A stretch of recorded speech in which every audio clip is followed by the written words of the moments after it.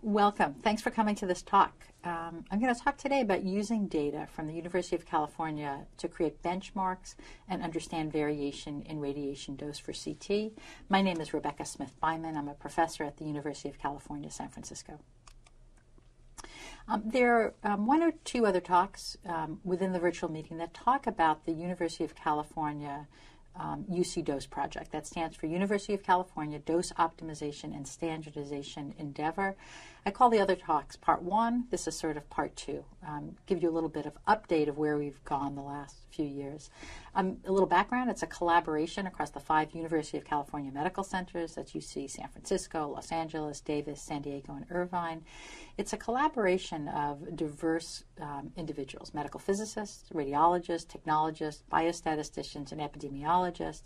And the primary goals of this collaboration, which was really a pilot study, was to pool data for CT radiation dose, to use these data to figure out how to standardize practice and understand the variation in practice, and then towards a goal of optimizing the doses through reducing the variation. Our collaborators are, again, from across California and across different areas of expertise, and it's really been a treat to get to work so closely with such a diverse and committed group of individuals. In terms of standardizing practice, we really want to assemble dose metrics for all CT exams across the University of California. Now, we're all part of the University of California, but truth be told, we're all independent medical centers, groups of facilities in different hospitals, and although we all share the same name and try to collaborate, we're really separate institutions. Yet what we really wanted was to have all the data assembled as if we were a single institution. And we explored a lot of different methods for how we could best able to combine and analyze the data. We ended up settling on Radiometrics, a product sold by Bayer, to be the most flexible tool that we could use, the most accurate and usable tool to really enable us to share data. So it's a dose tracking and monitoring tool. All of us purchased the tool, and that has enabled us to pool data across the different sites. And currently, we continue to pool data for all CT scans done across the 5 institutions. I think there are 12 separate facilities within that umbrella, and it's allowed us to begin to assemble dose and standardize practice, for example, by looking at the results in different strata by anatomic area, protocol, and age. Diagnostic reference levels are a term that we speak about a lot, but we don't use nearly as much in the United States as in other countries. They're basically standards. They're expected dose levels for medical imaging procedures where you'd expect average patients to stay within those values. They're not considered do not exceed levels, meaning it's not that you can exceed the diagnostic reference level, but rather these are optimized doses that you shouldn't need to exceed unless there's a particularly good reason to do that. And I think they're very useful in that they help provide some guidance for practice to understand how their doses compare with these external standards. It turns out I mentioned that we don't use them so much in the U.S., and in part, we don't have very many true diagnostic reference labs in the United States that are based on large numbers of actual patient scans. So as an example, the American College of Radiology has created some reference levels that are based on examinations that facilities submit as part of their accreditation in the ACR. And while these values are absolutely useful, they don't give you a sense of what routine practice is because they reflect a handful of exams each institution submits, and they're really chosen to show best performance rather than typical performance. And therefore, these data may not reflect the actual data to which patients are exposed, nor reflect data that you can compare your own data to. This contrasts with many guidelines in other countries where diagnostic reference levels have been used for many years and have really had a very positive impact on doses. So as I mentioned, we pool our data. When we pool our data, we collect data for each radiating event, and then we combine to report by examination. So if that means if a person has 2 or 3 or 4 series, we get the data for each series, and then we assemble it into that one examination. When an anatomic area is imaged multiple times in a multiple phase study, we average the size-specific dose estimate and the CTDI vol, and we add the dose for the dose length product and the effective dose. So those reflect the doses that the patient's actually exposed to. And for the data I'm going to share with you, we use Radiometrics to extract the data we need on patient sex, age, date, and time of examination, the region that's scanned, the study description, the protocol name, the scanner manufacturer and model, and the metrics of dose, CTDI vol, dose length product, SSDE, and effective dose. So this first slide is work that's going to be coming out in the journal Radiology, which shows what we call our dose experience. I hesitate to call them diagnostic reference levels because this is the experience of one relatively small consortium, but these are the experience that we have across the University of California, and these data are from 2013. I'll look at one anatomic area in here, but you can look at these in greater detail. These are the data for CTDI vol for head. And I mentioned that we take the average if they're multiple series. So in this case, I'm just showing you for all exams. There are 32,000 data points that contributed to this. And the 50th percentile in CTDI vol, the median dose was 50 milligray, and the interquartile range where most patients fell, the 25th to 75th, were 37 to 62. And those data are pulled from across the 5 UCs. If we look at the effective dose, the 50th percentile is 2 millisieverts. Let's look at one other anatomic area. Let's look at the abdomen. For the abdomen, the median CTDI vol is 12. If you want to look at the SSDE, that's 15. The median effective dose, and I'll show it to you in 3 steps here, is 10 millisieverts for a single phase study, 22 for a multiple phase, and 17 overall. And this number is important overall because that will reflect both the doses you use on each study as well as how often you use multiple phase studies. For an institution that uses a lot of multiple phase studies, the all number will reflect that, and that will contribute to their doses. So this slide shows you the doses for the head, chest and abdomen, sinus, and neck CTs. And I think these data were based on just under 100,000, actually just under 200,000 studies from 2013. These are the similar results in children, much smaller sample size in children. The doses were kind of in the ballpark of 1/2 the doses in adults. Unfortunately, we didn't have enough patients to really stratify by age, and obviously that's important in children. Nonetheless, if you scan children, if you don't have age-specific doses to use, you can use these numbers to compare. So in the abdomen, in children, the median effective dose is 4 millisieverts, and that ranges from 3 till 7. So in summary of the results, we found considerable variation across facilities.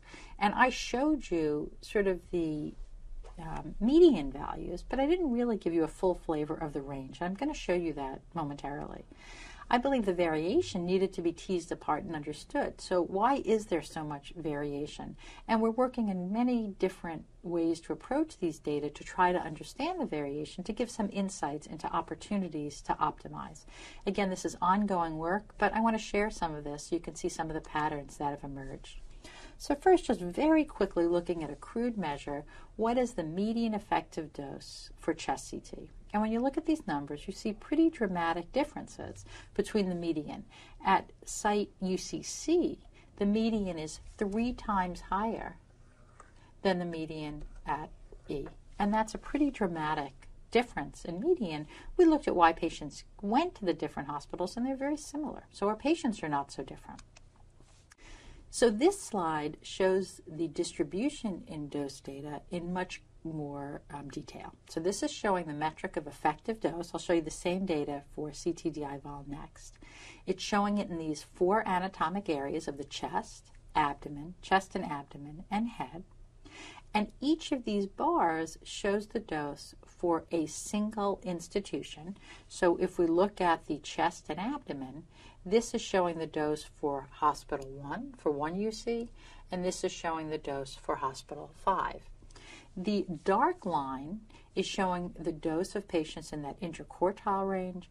The gray is 1.5 times the variation, and the lighter gray is showing the outlier doses. And what this slide is meant to highlight is the variation of dose across the facilities.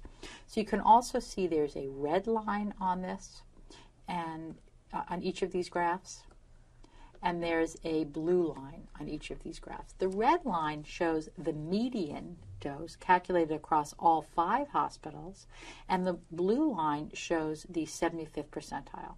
So if we look at Hospital 1 has nearly all of their doses below the median, and Hospital 5 has nearly all of their doses above. And so that is dramatic variation in dose, and we see that variation across the chest, across the abdomen, the chest and abdomen, and across the head. This is showing the same data, and again, these data are based on just shy of 300,000 exams, even greater variation. So let's look for a minute at head CT doses. At hospital number 5, virtually all the patients had doses much, much lower than the median. And at these 2 hospitals, nearly all of the doses were above the 75th percentile. So demonstrating considerable variation in dose for each area that we've looked at. There are lots of ways to explore what caused the variation. I'm showing you one slide here. I mentioned that the chest CT dose is 3 times higher at one institution than the next. If you look at the use of multiple phase scanning, that also was profoundly different across the different hospitals. Meaning, if we look at how often institutions use multiple phase scanning in the chest, that explains a lot of the variation. And we met in person to discuss these differences, and in fact, some institutions in our consortium feel you need many more multiple phase studies than other institutions. So we wanted to sort of, in a robust fashion, understand the variation across the different hospitals for the different kind of dose.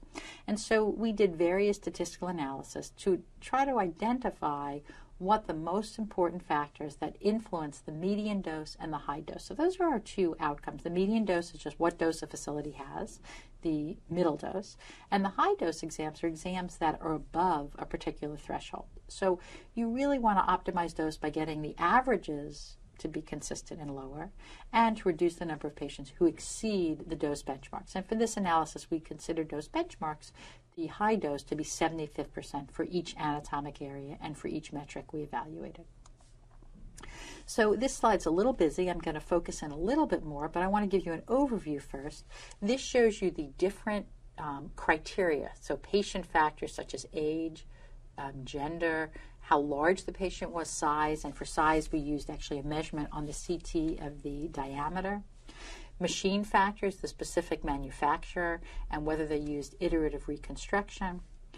Institutional factors, the specific UC, and whether or not they use multiple phase. And then these are showing the doses for chest, abdomen, chest and abdomen, and head for CT-DIVAL. And this is showing the same thing for effective dose. And the shading of this is showing you the factors that are most important. So the darker shade means most important. So I'm going to focus a little bit on the effective dose for the sake of discussing it. And what this is showing basically is the effect size in our model. This is a linear model predicting medial dose, and the percent change in R squared. So 2 concepts that are a little confusing. I'll try to explain them. The regression coefficient basically looks at patients. Let's say we're looking at patient factors who are older than 65 or older age group. How likely are they to have a higher dose than patients who were less than age 30? So that's our comparison group. And the regression coefficient shows a value. If it's 1, it means there's no difference. If the number is high, 1.1 is not a very high number, but in this group that's the highest we get, means patients who are age 30 to 50 have a tiny bit higher dose than patients who are age 30. Not a big result. So age is not a very important factor at predicting dose. And the second way to look at it is the change in R squared. The R squared gives a sense of how well the model fits, how well we can interpret median dose based on each of these factors. And if you run down the column of the different factors, The columns that are highlighted with a darker color suggest that that factor matters a lot, as opposed to age. The R-squared change, if we exclude age from the model, is 0, meaning age doesn't matter very much at dose. None of us are surprised by that. But if we go to this category where we see a lot of darker color, it matters a lot. So patients in the highest size group, these are our largest patients, have twice, that effect size is 2, have twice the average dose as patients who are the smallest, and 17.8% of the variation in patients who have differences in dose can be explained by that factor. So size is a very important factor at predicting having a high median dose. So that doesn't come as great surprise. But what might come as a surprise is other factors are also important. So we look, for example, at institutional factors. You see a lot of very dark colors here. If we look at this last UC, their average dose is 2.7 times as high in the chest as it is at this other UC. And that accounts, the R-squared changes by 30% if you exclude site from the model, meaning variation by site is even more important than variation by patient size in the differences in dose. And also important is the use of multiple phase studies. So again, some other very dark cells. Patients who have a multiple phase study on average have twice the dose as patients who have a single phase study, and that accounts for 30%. Again, it's not so much that it's surprising that patients who get multiple phase studies have higher doses. It's rather that there's so much difference in the use of multiple phase studies across the different sites that leads to a large amount of the variation that we see, and possibly an opportunity to improve that. I want to show you one more slide looking at the variation. This one is not looking at the average dose. This is looking at the outlier doses, high doses. What predicts which patients get high outlying doses, doses that are too high? And again, I'm going to focus on effective dose for the same patient variables. This model is a little bit different model. We're not predicting average dose. We're predicting, using a Poisson model, the likelihood of having an outlier dose, which is a dichotomous outcome. So what this shows is patients who have different chance of having outlier dose based on the predictors. So let's start by looking at patient size. So patient size will be the variable that we're looking at. This shows, this column, the raw percent of patients who have a high dose. And for patients who are the smallest patients, 24% of them have an outlier dose, whereas patients who are large patients, the largest patients, 48% of them have an outlier dose. So again, not surprising. And if we look at the relative risk is an adjusted risk, adjusting for the other factors. Patients in the larger size category, these are our largest patients, are 4 times as likely to have a high dose as patients in the small category. And if we look at the attributable risk, what the attributable risk says is 44% of the outlier doses in our sample are explained by differences in patient size. And put another way, if all the patients in our sample could be small, which is obviously very difficult to do, but if they were, we'd get rid of 44% of the dose. So that sort of puts the results into context. What I want to emphasize is that in terms of outlier doses, many more variables were important predictors of outlying dose, and those variables are patient size, but also the specific manufacturer, which has a moderate to large impact on dose, whether iterative reconstruction is used has a moderate impact on dose, whether multiple phase scanning is used has a moderate to large impact on dose, and whether or not you're at one institution or another. That explains a huge amount of the variation. So if we go in a little bit, let's say, to this variable, single phase or multiple phase, if you use single phase, 15% of patients have a dose above the benchmark, an outlying dose. If multiple phase is used, 69% of those patients, 59%, have a dose above the benchmark, and the relative risk is 5.5. So if your concern is to get rid of some of those outlying doses, if you're exceeding benchmarks, that might be your best way way to do it, since obviously it's tricky to change very quickly the machines that you use. Iterative reconstruction can clearly have an impact, but the amount of that impact, 15%, is much lower than the use of multiple phase studies. I'm going to show you these results in one more slide. Graphically, perhaps might be a little bit easier to understand. On the left is showing the model that looks at the median dose, the average dose. And on the right, it's looking at the high dose. So separate models, but what they show is similar factors are important. They're just even more important for predicting outlier doses. So I've grouped the predictive variables as patient variables, age, sex, and diameter. And you can see I've called these changes on a scale of 1 as small changes in dose. They don't predict so much. Moderate and large. Age and sex are very small, and you can see within this cluster of points 1 dot for each anatomic area. And so there's not so much importance of age or sex in predicting the dose. But patient size is a moderate predictor, so of the average dose. And if we go to the next plot, this is predicting high dose, the outlier dose. These are the different anatomic areas, but they all sort of cluster in the high importance category. So patient size absolutely is an important contributor to high dose. Let's go back to the median dose, also moderately important, not just patient size, but the site. And the site I use as a marker of unexplained variation. We need to tease apart what it is about site, what protocol decisions they're making, what imaging decisions that really impact dose, because that is a source of optimization insights. But also multiple phase studies are important. They're moderately important.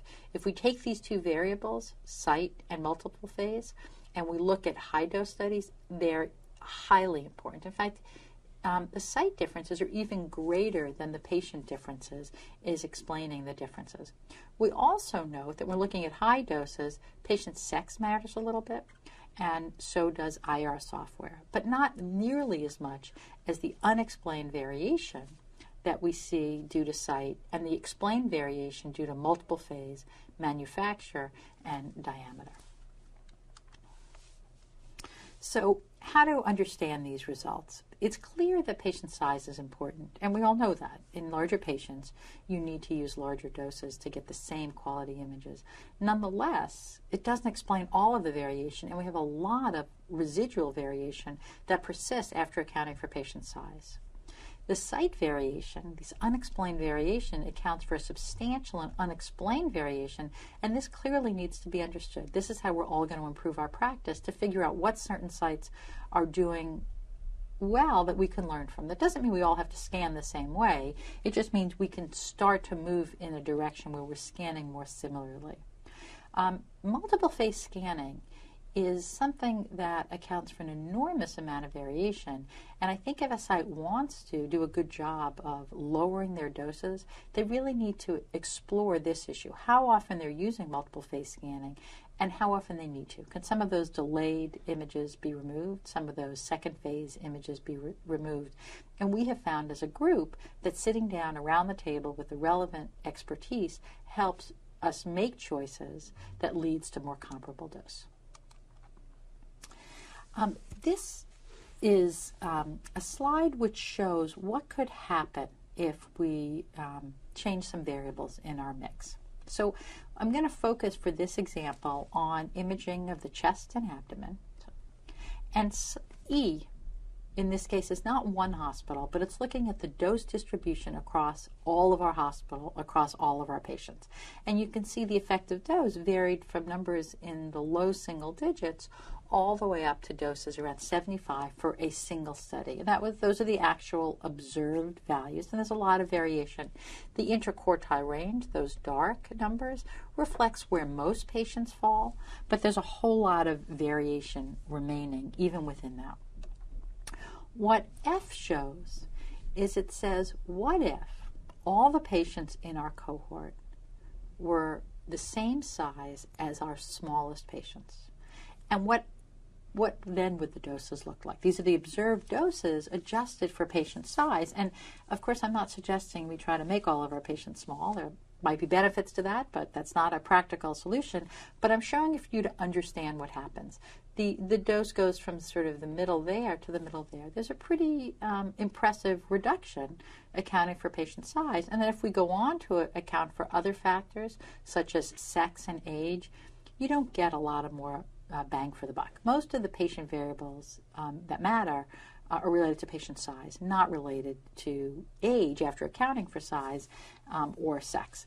And so the important variable here to explain the difference is size. And if you look even in the head, where we think of size as not mattering, you still get a considerable reduction once you account for size. So I'm showing you this to help you understand this approach.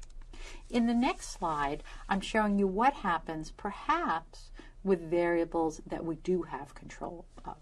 And again, looking at doses in the chest and abdomen, this is showing the observed doses in the chest and abdomen in A, and B is showing what are those doses, what would they be if we used single phase studies to the frequency that the site with the lowest doses in terms of single phase studies used. So the site that used the least number of single phase studies, if everyone did that, not meaning everyone did no multiple phase, but everyone reduced it to the site that used the least, you'd see a considerable reduction in dose very quickly.